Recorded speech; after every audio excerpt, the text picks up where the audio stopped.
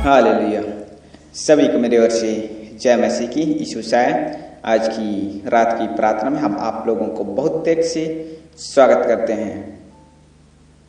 धन्यवाद देते हैं कि आपने हमारे YouTube चैनल को लाइक और सब्सक्राइब किए हैं और फेसबुक को फॉलो किए हैं। इसके लिए बहुत बहुत धन्यवाद करते हैं।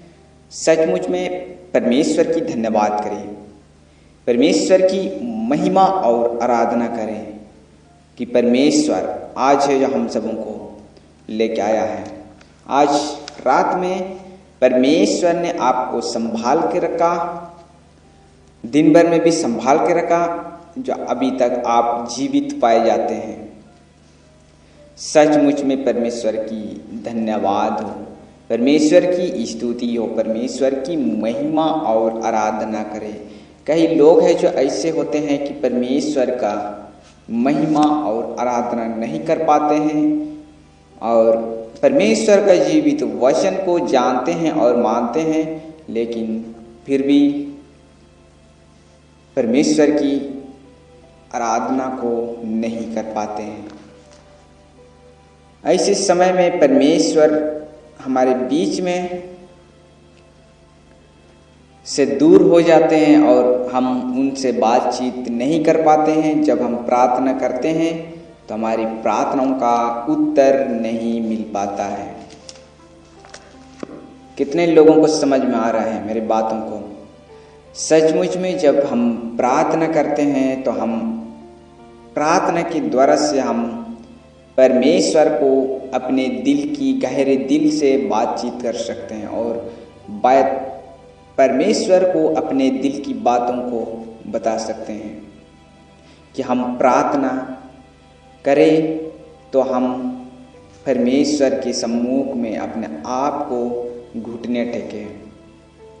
सचमुच में जब हम परमेश्वर के सम्मुख में हम प्रार्थना करते हैं, चाहे दुहाई देते हैं, तो परमेश्वर हमारे प्रार्थना को सुनता है,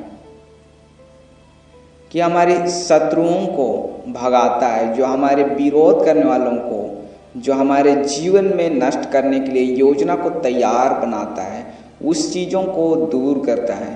प्रार्थना के द्वारा से हम अपने दिल की बातों को परमेश्वर को बताते हैं और उन प्रार्थना के द्वारा से ही हम आशीष को प्राप्त करते हैं। जब हम प्रार्थना करते हैं तो जब हम अपने लाइफ में, अपने जीवन में हम प्रार्थना करते हैं तो हमारे दिल के अंदर में जो दुख विपत्ति है वो चीज़ हमारे जीवन, हमारे हृदय से बाहर हो जाते हैं, बाहर चले जाते हैं, क्योंकि परमेश्वर हमारे जो प्रार्थना को सुनता है और आपका प्रार्थना को भी सुनता है। तो इसलिए जो आप अपने दिल की बात है जो अपने हृदय में दबाए हुए रखे हैं, उस चीज़ों को से आपको हल्का महसूस करने लगता है जब आप प्रार्थना करते हो।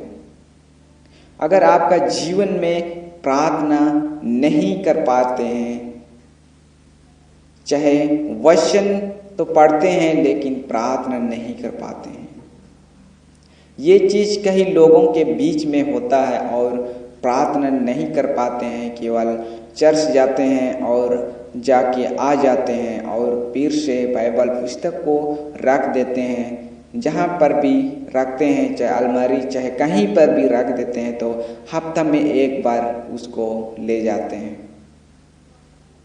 ऐसे में हम क्या सीखेंगे? ऐसे समय में हम क्या चीज़ हम सीखने जाते हैं? हम क्यों बाइबल को ले जाते हैं चर्च कलीसिया में? क्या हम अपने चर्च कलीसिया में बाइबल लेने की आवश्यकता नहीं है?